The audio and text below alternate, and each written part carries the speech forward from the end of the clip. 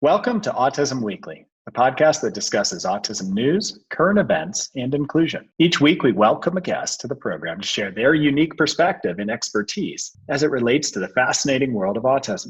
I'm your host, Jeff Skibitsky. I'm the founder and president at ABS. I've been in the field of autism and applied behavior analysis as a clinician and advocate for nearly 2 decades. This week, we welcome Esperanza Reyes to the podcast. Esperanza has extensive experience working with parents of children with autism through her role as the Associate Director of Parent Training at the Utah Parent Center. She holds a master's degree in Human Development and Social Policy, along with a graduate certificate in Disability Studies. She's a first-generation Spanish-speaking individual who has firsthand experience navigating the LatinX community response to autism, as she herself has a young son on the spectrum. We're thrilled to learn more about her experience and how she counsels parents who are navigating the world with a child with autism. Esperanza, welcome to the podcast. Thank you so much, Jeff. I'm so appreciative that you're willing to have me here on air. Yeah, it's our pleasure. One of the things I love to be able to do is just learn from the personal story of those who come and talk with us.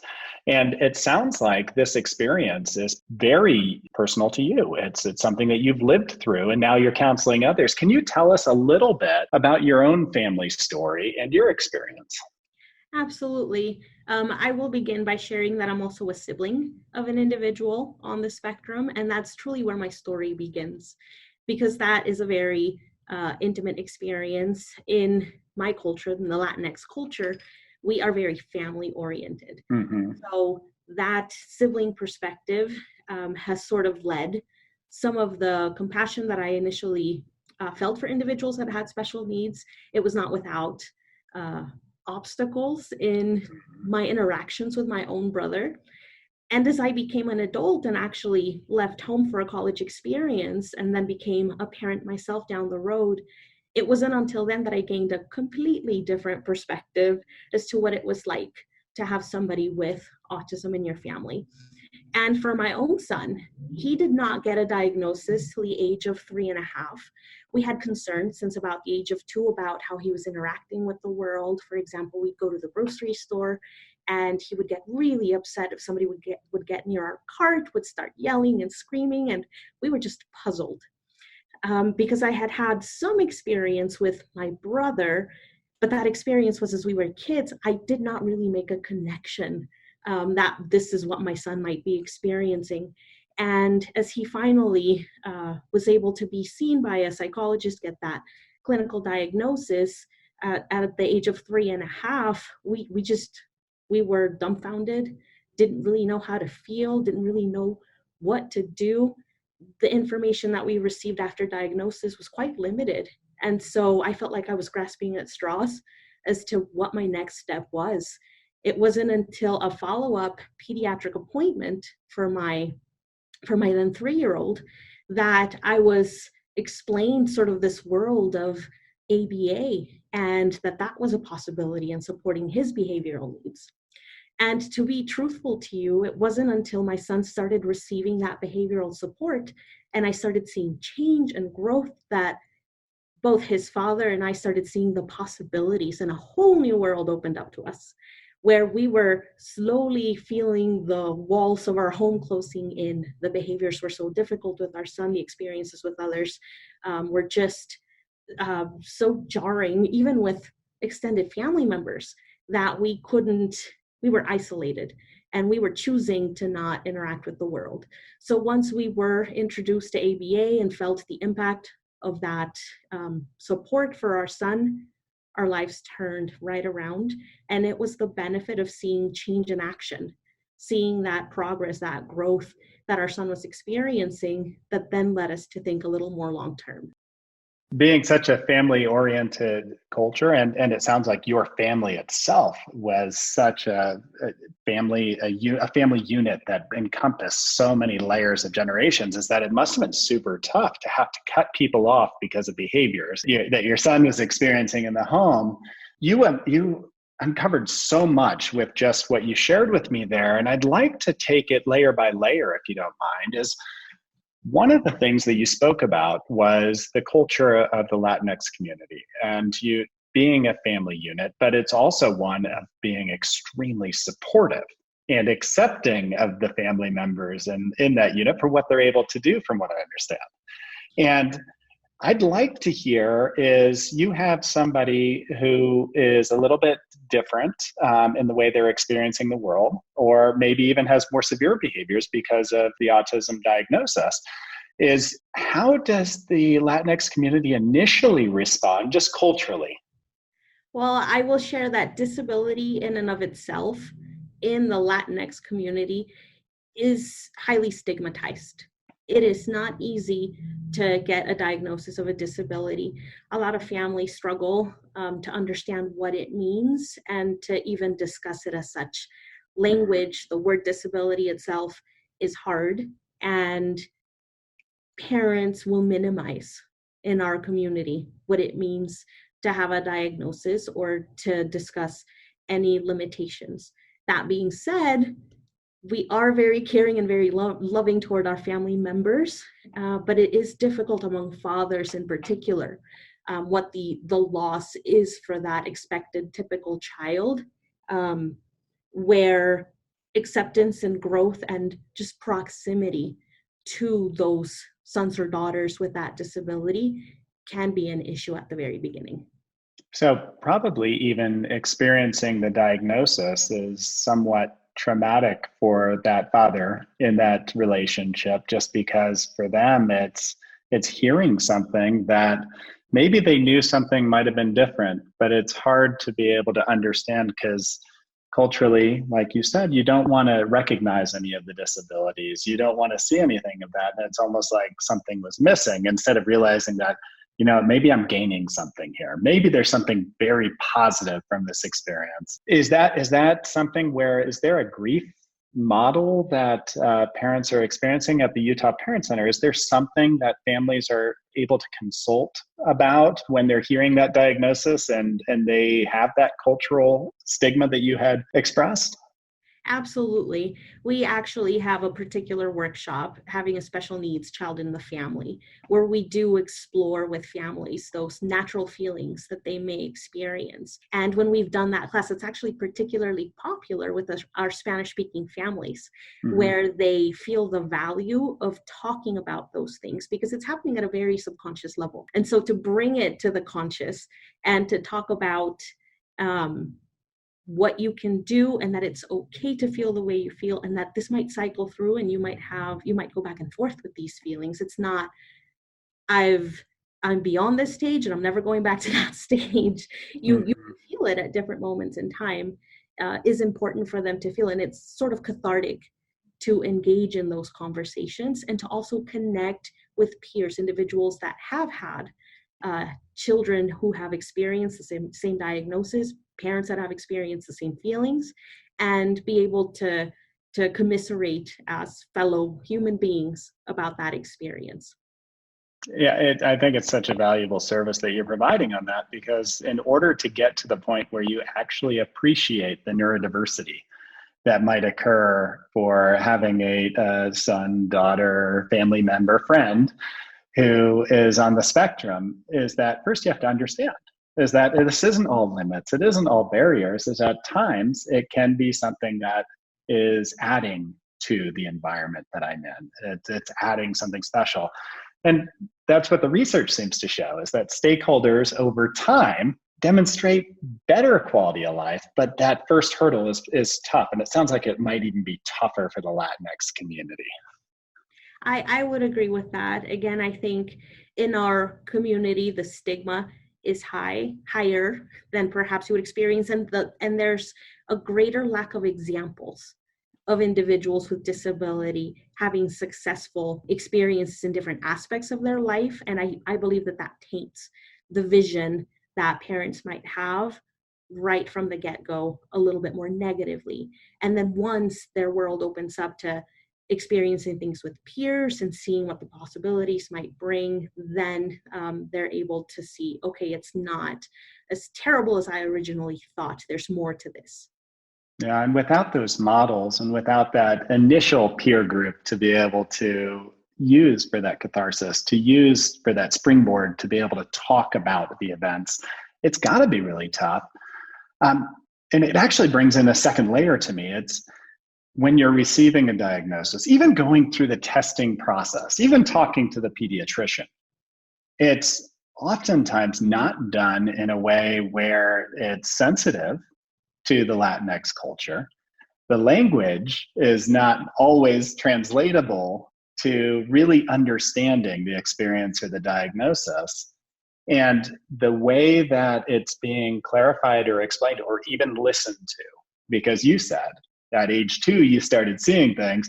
It was age 3.5 that I finally got to the point where those were being taken seriously by those around me. Is there a barrier to care that's caused by that transition to getting a diagnosis and just being able to be listened to by professionals? Absolutely, there is. One of the main ones is if you have a family that's bilingual.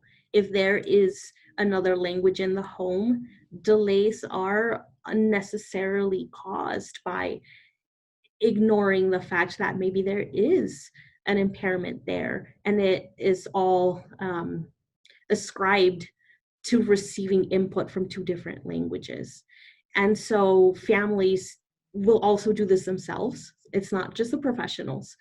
And it becomes even more devastating when the parent is ready to say, hold on a second, even though we're having 2 languages here, I'm still concerned about the language. And the professionals might say, no, that's common. Let's just wait and see. The wait and see game has been very damaging to families. And I believe not just Latinx families, but any family with more than 1 language in the home is impacted by this. Yeah, I think it's actually right now still at about a 2.5-year gap between those who are English speaking in our community versus those that are bilingual, is that you're seeing such a disparity of when people are able to access care. And I think you're right.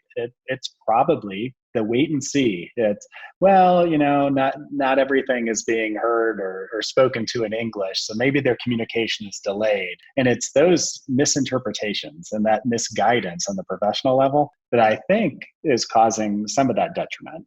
What would you be telling the practitioners when they are seeing a family who's questioning even a little bit of the behavior or a little bit of the developmental skill set of their child? Would you have a recommendation if you were to go back to when your child was being diagnosed at age 3.5 and yet you brought it up at age 2? What did you want them to do? I would say whenever there's any doubt, there's nothing better to do than to evaluate and be sure. Rather than waiting to take that next step, you're still going to figure out whether it's a yes or no on that delay if you evaluate, but not doing the evaluation is problematic, where you are not catching those that you would otherwise. So I would say act as soon as possible, as early as can be deemed reasonable to get that evaluation in place for families. And I will say it goes beyond the diagnosis period, this issue with bilingual families. I will tell you a personal story of something I experienced in the school setting, actually with my son. In my conversations with his speech language therapist, our concerns with his articulation were being dismissed, and it had to do with the sound of TH. And just based, it seemed to me, on my son's name and perhaps our family's last name, it was assumed that my son was bilingual and that he was fluent in Spanish, not in a way that he was in English. And I had to clarify that he was a monolingual English speaker, and his articulation difficulties were indeed due to a disability and not input from another language. So that bias against a different language being present kind of persists along the educational path. It sounds like it was your willingness to advocate for your own son, which is the only reason that you got listened to in that event. So what is it that needs to be done? I mean, so when I look at some of the activities that are going on there within the Latinx autism community, I'm seeing finally some education and awareness being pushed out to the community at large. I'm seeing a little bit more of the education going so that you're educating others on your experience. What are some of the things that you're doing with the Utah Parent Center or that you're seeing community-based that's helping to give a voice to the Latinx autism community at the moment? That is a wonderful question. Here at the Utah Parent Center, we have certainly invested in having members of the Latinx community be those peers to those families where they are the ones consulting with them. We have actually had the benefit of having a committee of community liaisons where they are advising and recommending what they're seeing in the homes of other community members and how we can support. So we extend the line of communication beyond our own staff here at the Utah Parent Center. We create events that are wholly done in that language and try to target the family as a unit. So we encourage anything that we do that is parent education driven to be seen as a family event. We hardly ever talk about it as a parent specific event because we know that's a detriment to having that community engage.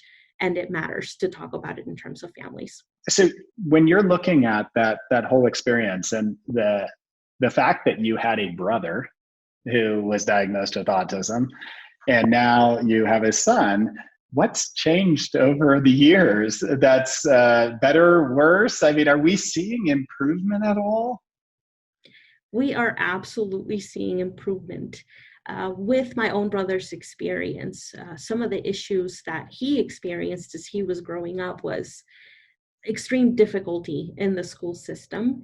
And although we know our families continue to experience difficulty in the school system, some of the protections have been finessed to include more of the behavioral and social emotional supports that are out there to understand behavior interventions and supports more fully. So the professional community has definitely grown in their understanding, and families have become more active in how they utilize those resources. I have absolutely seen change and growth, and to be fair, in large part due to families that have advocated for a lot of these things along the road for newer families to enjoy.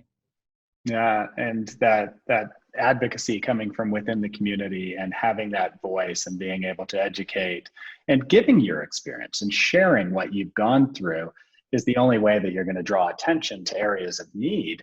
I still see when I'm just as a clinician, when I'm out there and I'm looking at the clinical world, and I look at the school world, is that there's still a lack of professionals who are part of the Latinx community. And one of the best things for being able to truly understand and experience is to understand that culture, is to understand that family ecology.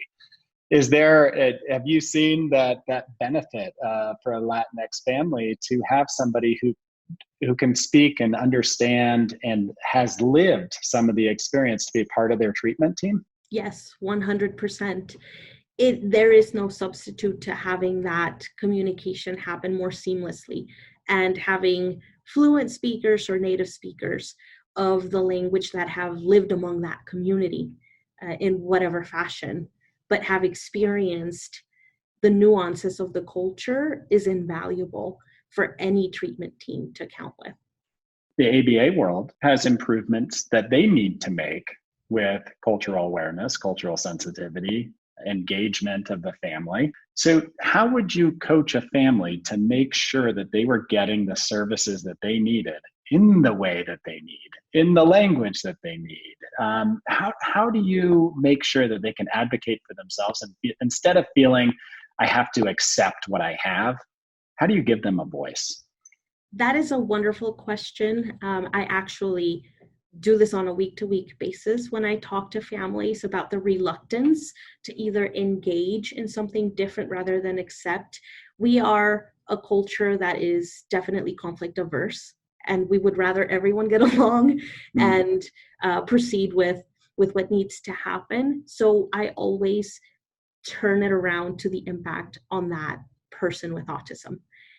What is it that you're giving up by remaining silent, by not speaking your mind, by not addressing what your priorities are for your child? Ultimately, the impact falls on your child. So it's a give and take of what would happen if you don't necessarily advocate for the things that you see your child needing. And that seems to have a really large impact. Again, as any parent, they are interested in the best interest of their child and their progress. So once we switch that lens around, where truly the consequences are impacting that individual with autism, things seem to change. Yeah, and I think it starts systemically and then moves into the organizations so that it does affect the individual family. Is that the system itself right now, the way that it's set up is that you look at testing, you look at the instruments that we're using, you look at the questions that are being evolved on that, is that oftentimes they aren't always culturally sensitive. You could get some misdiagnoses, and sometimes the best tools aren't even translated into the appropriate language for everybody to benefit from.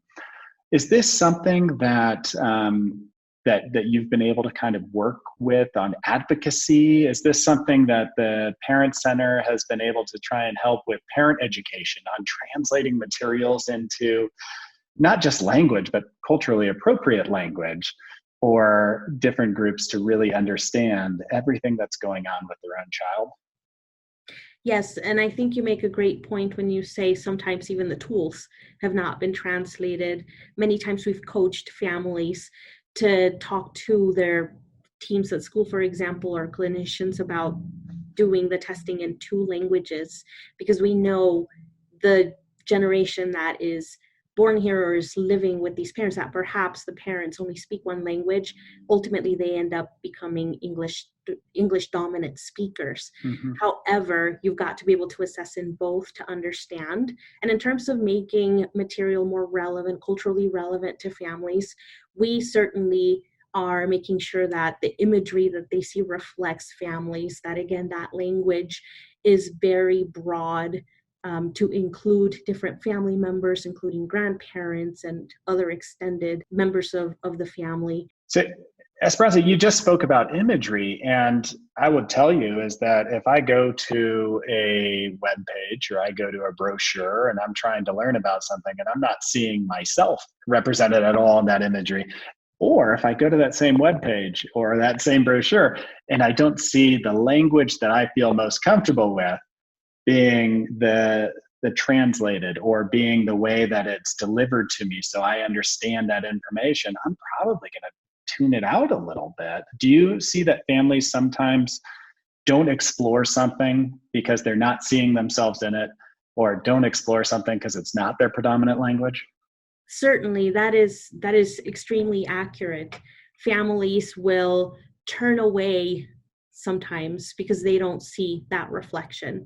And to be fair, it is based on experience a lot of the times too, where perhaps they believe something is out there that's beneficial to them, and then once they make contact, there is no one available to speak to them in their language. There is no one available to explain a process in that language, and rather than asserting their right to communicate with said entity, they choose to just walk away. I hope organizationally is that we have groups that are out there trying to say, I'm not communicating to one subset of the population. I need to communicate and welcome everybody. And I think that that's the voice that you're advocating for through the Utah Parent Center, is that one of inclusion, that one of, we're all needing to respect and look past some of our differences in order to create an inclusive environment so that everybody can access the same opportunities. One of the things that I've been seeing more and more frequently, and unfortunately I've had pediatricians call me about, and it's not specific to the Latinx community, but it does affect them, are undocumented people that are living in the United States. It's how are they adversely affected right now, or where are those fears coming from, so that even if their child could access care, I'm seeing that there's some resistance to accepting it or moving in that direction. Those fears are quite legitimate, in that families that are undocumented have experienced a lot of negativity, to say the least, in the last a decade. And so that negativity that they've experienced in accessing pieces became exacerbated in the last 5 years or so. And they are not willing to risk additional care or letting others in if it means that they will lose safety, home. Yeah, Those it's a tough individuals are the decision. toughest to serve because they either have examples of when somebody was not safe in sharing their information Hmm. and truly reassuring them that there are safe havens within education, within the healthcare system that would not necessarily threaten their safety, and their family's safety is hard. Are there organizations that help to navigate for people who might have those fears, or actually even just resources in general to say, hey, you know what, maybe I'm in a socioeconomic group that I don't have the money to pay for ABA right now, or I don't have the insurance right now. Are there resources to say, go here and we'll navigate, we'll walk you through the process on how to make sure that you get everything that your child would be entitled to? Absolutely. On the health piece, there are family to family health information centers nationwide. And one of the key resources at that national level is the Family Voices organization. They actually put out documents about community sensitivity, about what benefits can be accessed depending on different migratory statuses. And it even includes information for undocumented families. So there are certainly groups within the state that can support all kinds of families. So to go full circle is that we talked about some of the challenges, we talked about some of those barriers, but what are some of the highlights that the Latinx community brings and that could really enhance the lives of their children? Absolutely. I would say one of the biggest assets within our Latinx community is those strong familial ties. And those are actually extended beyond the actual family unit. Friendships are made at a very deep level that last a lifetime. And those become adopted family members. And so that net of support actually extends. We also have a group of individuals that are always looking at the positives of different situations, looking for ways to pull through with that positive lens. So I would say those are the two biggest assets. I think those assets are things that help anybody.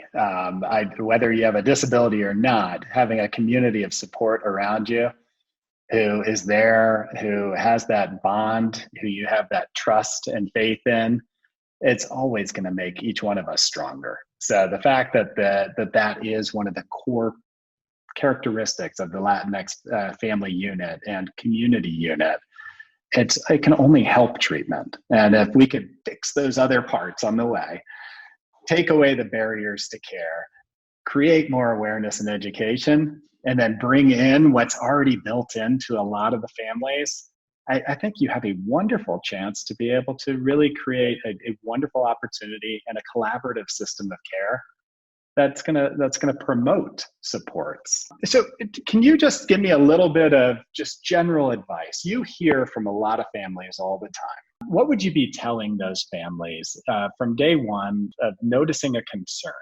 My advice would be, as soon as you notice something, act. Don't wait. Playing the waiting game can only perhaps lead to regrets down the road. I do hear from families that they had wished they had done something sooner. So, and that goes not just for a diagnosis, that goes for any issues that you might experience along the road. Don't take time to act. And spend time enjoying your family and your individual. It almost comes naturally to parents of individuals with disabilities of all kinds to treasure those small gains and those special moments. Yeah. So continue to do that and share with the community. Absolutely wonderful advice, Esperanza. If I could add one more thought, don't ever believe anything is static. Believe in change. I think that's and you're a good experience of that, is that if you believed that autism was going to be just that experience that you had with your brother, and that the community was going to respond the same way and schools are going to respond the same way and that treatment access was going to be the same, that would have been a very different experience that you would have had for you and your son. And seeing that change and being able to voice it and advocate for yourself, empowering others, empowering your son, created a brand new experience that, others might not have had 15, 20 years ago, because people are willing now to stand up and say, you know what, this is who I am, this is what I need, and this is how I'm going to get it. One of the questions that I'd like to just kind of make sure all of our listeners walk away with is understanding where these resources are. Finding things that are in Spanish on autism is not always easy. Do you have an idea of where, just nationally or even locally, where people can go to make sure that they have all the resources in the language that they need? I did mention Family Voices earlier. They do a wonderful job of creating documents in multiple languages, not just Spanish, but that would definitely be a good one that I would point individuals to. I would also point them to the Center for Parent Information and Resources. That is also a nationwide repository of information, and they also count with multilingual individuals and create information in different languages. So those are two that are highly recommended. And if you are looking to understand how to connect with different communities, the National Center for Cultural Competence, held at Georgetown University's page, that's also a wonderful resource for understanding and linking to different communities' experiences. Okay, and then just one last plug from you, Esperanza, is that you've done such wonderful work at the Utah Parent Center. Where can people find information about that? Yes, people are welcome to visit our website at www.utahparentcenter, all spelled out, .org. We also have a Facebook page. You will find us under Utah Parent Center, as well as an Instagram account. Well, thank you so much. All of these resources, the sharing of the experience and just the understanding and giving direction as far as hope and the comfort to explore one's own voice, I think that's such a powerful message. And I appreciate the fact that you came on to share that with us today. Thank you so much. I appreciate your time. Thank you for listening to Autism Weekly. We hope you tune back in next week to learn more about autism in the real world. Autism Weekly is now found on all the major listening apps, including Apple Podcasts, Google Podcasts, Stitcher, Spotify, Amazon Music, and more. Subscribe to be notified when we post a new podcast. Autism Weekly is produced by ABS.